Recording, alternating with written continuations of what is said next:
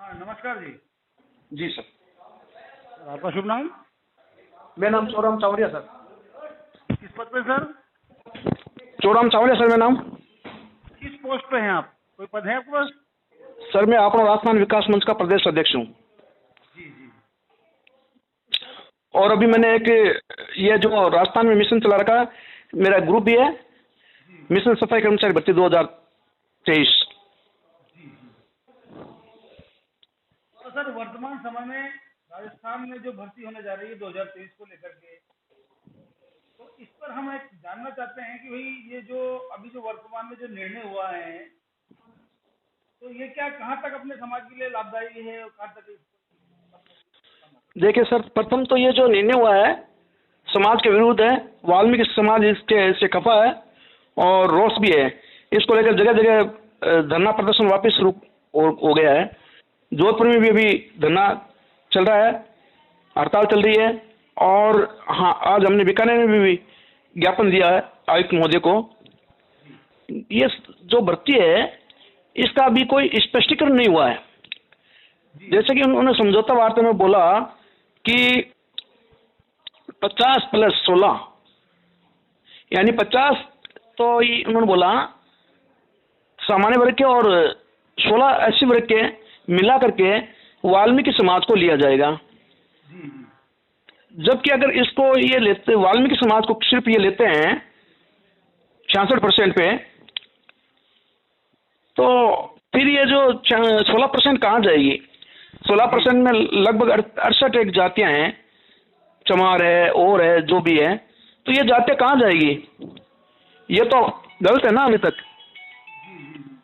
और कहीं ऐसा तो नहीं कि ये जातियां अगर हम अपन इनका कोटा कम करेंगे उस स्थिति में कहीं ये अदालत चले जाए और भर्तियों पर कोई बैन लगवा दे, ऐसा तो नहीं हो सकता?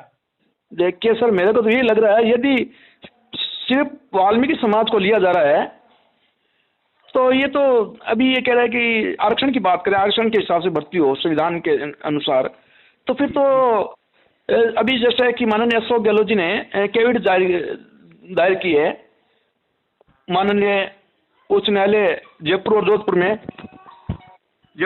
में, तो इसका मतलब ये 6 महीना की कैविट की जो रहती है सीमा, मान लीजिए अगर ये इनको नहीं लेते सामान्य को और इनको, तो फिर तो ये 6 महीने के बाद में तो ला ही सकते हैं, स्टे ला सकते हैं। तो मेरे को लग रहा है ये आदर्श जुल्म है। और माननीय मुख्यमंत्री मोदी जी ने अपने बजट घोषणा पत्र में ये भी बोला था कि सिर्फ और सिर्फ वाल्मीकि और हेला समाज को प्राथमिकता दी जाएगी।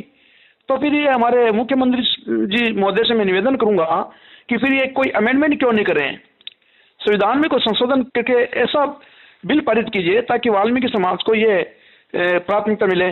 अभी भी हमें देखने को मिल रहा है सर, जितने भी नगर पालिका है, नगर परिषद है, वहाँ पर ये जो गैर जो है ना, ये सफाई पद पे लगे हुए हैं गैर वाल्मीकि समाज के लोग, जी जी, ये अभी अपने मूल पद पे कार्य नहीं कर रहे हैं।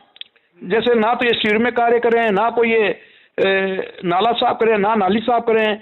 ये यहाँ तक कि अधिकारियों को ऑफिस में बैठे, अधिकारी बंगलों में बैठे हैं और ऑफिस में बैठे। इस तरह से मूल पद का कार्य तो ये केवल वाल्मीकि समाज ही कर रहा है और इस तरह से तो वाल्मीकि समाज के साथ दोहरा शोषण हो रहा है।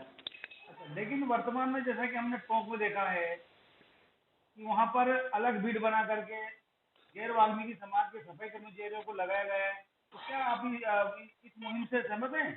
देखिए सर, ये तो एक लॉलीपॉप है, ये तो हर बार देता है। अभी DLB का आदेश 6-7 महीने 12 महीने से DLB का आदेश चल रहा है। अभी 28 फरवरी को भी एक ताज़ा आदेश हुआ था कि गैर वाल्मीकि समाज को जितने भी उनको सफाई कर्मचारियों को अपने मूल पद पे लाया जाए, लेकिन आज तक उन पर कोई मंथन नहीं हो रहा। DLB आदेश निकालती है और यहाँ पर ये जो अधिकारी वर्ग बैठे हैं तो ये इन पर कोई कार्रवाई नहीं करते हैं। ये तो क्या है कि अभी वाल्मीकि समाज का दबाव बना हुआ है, दबाव की वजह से ये इनको दे रहे हैं, निकाल रहे हैं, लेकिन कुछ समय बाद वापस इनको लगा देंगे अंदर और वाल्मीकि समाज बेचारा अपने मूल पद पे कार्य करता रहेगा। और एक बात यह भी है, आज 70 साल से वाल्मीकि समाज 70-80 साल से वाल्मीकि समाज ये मेला ढो रहा है। पहले तो अभी तो चलो यहाँ पर कुछ ये मशीनरी और उपकरण आ गए, पहले सारे ये मेला जो अपने सर पे ढोते थे तो उस समय इनको ख्याल क्यों नहीं आया कि हमें भी इसमें लगना चाहिए? अब ये क्यों ख्याल आने लग गया? क्योंकि इनको पता है कि एक तो ये मशीनरी यंत्र हो गए। अब कहीं ना कहीं ऐसा तो नहीं कि प्रधानमंत्री जी द्वारा जो है कुछ समय पहले जो है स्वच्छता अभियान चलाया गया और उसका असर पड़ा हो, इस वजह से अदर कास्ट के जो लोग हैं वो सफाई के काम से प्रेरित होने लगे? देखिए सर, ये तो एक फॉर्मेलिटी होती है। स्वच्छता अभियान चलाने का क्या तात्पर्य है कि लोगों को दिखावा है ये तो, कि हम स्वच्छ भारत बनाएंगे। ये केवल एक ही दिन सड़कों पे काम करते हैं क्या प्रधानमंत्री जी? अदरवाइज एक ही दिन अभियान चलता है क्या सर? इनको तो शपथ लेनी चाहिए कि मैं प्रधानमंत्री हूँ, या मैं मुख्यमंत्री हूँ, मैं मंत्री हूँ, या मैं सांसद हूँ, मैं प्रत्येक दिन मैं मेरी रोड को साफ करूंगा। क्या करते हैं? आपने देखा कहीं? तो ये तो कुल मिला के ये दिखावा होता है, ये तो जुमला है और कुछ नहीं है। बड़े स्तर पर इस प्रकार का जो अभियान चलाए जाते हैं वो हमारे समाज के लिए एक नुकसानदायक तो होते हैं। देखिए, नुकसानदायक तो होता है। कितना नुकसान हुआ है इसका असर पड़ा है, क्योंकि मुख्यमंत्री जी खुद नहीं चाहते, प्रधानमंत्री जी, कि ये नीचे कास्ट वाले लोगों को फायदा मिले, ऐसा चाहते भी नहीं है। और जबकि मैं कहना तो नहीं चाहता, बीजेपी सरकार तो बिल्कुल धनाढ़ी वर्ग की सरकार है, ये भी चाहते हैं तो 2018 में जो भर्तियां ली थी उन्होंने, तो उसमें भी अमेंडमेंट कर सकते थे, लेकिन उन्होंने भी सामान्य की भर्ती कर दी। 2012 में अशोक जी ने बोला था, 2012 में भर्ती ली थी उन्होंने, बीकानेर में भी ली थी, तो अशोक जी ने बोला, एक नियम निकाला था कि ओनली फॉर वाल्मीकि और हेला समाज को लिया जाना चाहिए। तो उसमें भी हमारे बीकानेर में 601 प्योर वाल्मीकि लगे थे, लेकिन कुछ लोगों ने, समाज संगठनों ने यहाँ पर उस पर स्टे लेके आ गए, उसी वजह से वो भर्ती रद्द हो गई। और उसके बाद में तो ये सारा व्यवस्था ही गया। अब लोगों को पता लग गया, ये 2018 के बाद में अब लोगों को ये पता लग गया कि हमें काम तो करना नहीं है। जो अदर वाल्मीकि, गैर वाल्मीकि है ना, ये अदर समाज के लोग, इनको पता है कि हमारे भाई बंधु जो 2018 में लगे हैं वो कभी भी काम नहीं कर रहे हैं।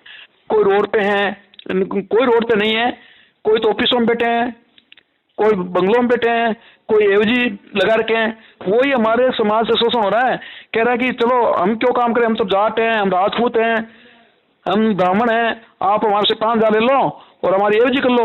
यही हमारे साथ शोषण, दोहरा शोषण हो रहा है। एक तो 30-40 हज़ार की पेमेंट खुद उठा रहे हैं और अपना काम हमारे समाज के लोगों को 5,000 में करवा रहे हैं, तो हमारे समाज का दोहरा शोषण हो रहा है। जी जी जी। तो फिर इसको लेकर के आप, राजस्थान सरकार ने सफाई आयोग बना रखा है, तो उस आयोग के माध्यम से अपनी बात क्यों नहीं रखी जाती? देखिए, आयोग के माध्यम से बात तो रखी जाती है, लेकिन ये आयोग के जो सदस्य भी होते हैं ना, तो ये तो सर दबाव समूह में रहते हैं, क्यों इन पर भी सरकार का दबाव होता है, प्रेशर होता है, तो ज्यादा खुल के नहीं बोल सकते हैं। लेकिन फिर आयोग बनाने का सरकार का औचित्य क्या रहा? क्यों मतलब जो है जनता को गुमराह करते हैं? देखिए, तो ये देखो, ये तो चाहे बीजेपी सरकार हो या कांग्रेस सरकार हो, आयोग बना के केवल जनता को गुमराह किया जाता है। और ये बस इतना ही है कि तो अपने वोट पक्के करने के लिए आयोग बनाते हैं कि भाई वाल्मीकि समाज का कोई उपाध्यक्ष बना देंगे सफल मजदूर आयोग का, तो हम क्या है कि हमें इनके वोट मिल जाएंगे, इनकी समाज में पकड़ होगी, तो ये क्या अपने समाज को इकट्ठा कर लेंगे। बस और कुछ भी नहीं है, ये जुमला है। बीपी न्यूज के माध्यम से आप अंत में अपनी ओर से क्या मैसेज देना चाहते हैं? मैं तो अंत में ही निर्देश देना चाहता हूँ कि ये जो भर्ती हो सिर्फ और सिर्फ वाल्मीकि समाज की हो, और एक ये जो अनुभव की, वाल्मीकि समाज के लिए अनुभव की क्या आवश्यकता है, जबकि वाल्मीकि समाज तो जन्मजात ही इनको सफाई का अनुभव है, फिर भी वाल्मीकि समाज से जो अनुभव मांगा जा रहा है वो गलत है। और दूसरा ये है, ये जो ऑनलाइन भर्ती प्रक्रिया है बहुत ही जटिल है, आरपीसी की तरह ही एक ऑनलाइन प्रक्रिया है, तो इससे काफ़ी लोग वंचित रह जाएंगे। और मैं चाहता हूं कि ये भर्ती भी ऑफलाइन हो, और इसमें जैसे कि जनाधार की अनिवार्यता कर रखी है, तो यार कुछ लोगों के जनाधार भी नहीं है। और एक उन्होंने बोला है कि 18 साल का व्यक्ति फार्म भर सकता है, तो एक तरफ तो ये 18 साल का फार्म भर सकता है, एक तरफ से अनुभव मांग रहे हैं। और जब यदि अभी वो 18 साल का व्यक्ति इसमें फार्म भरेगा, तो वो 1 साल या 2 साल पहले का अनुभव लाएगा, तो वो नाबालिग कहलाएगा। अच्छा, ये नाबालिग कहलाएगा, और वो यदि किसी कहीं से भी सर्टिफिकेट, अनुभव का सर्टिफिकेट ला के दे देता है, तो फिर या तो इसके माता पिता दोषी कहलाएंगे या फिर जो देने वाली संस्था कहलाएगी। तो इस पर भी मैं कह रहा हूँ कि 18 साल वालों पर भी इनको अपने मुख्यमंत्री मोदी जी को गौर करना चाहिए।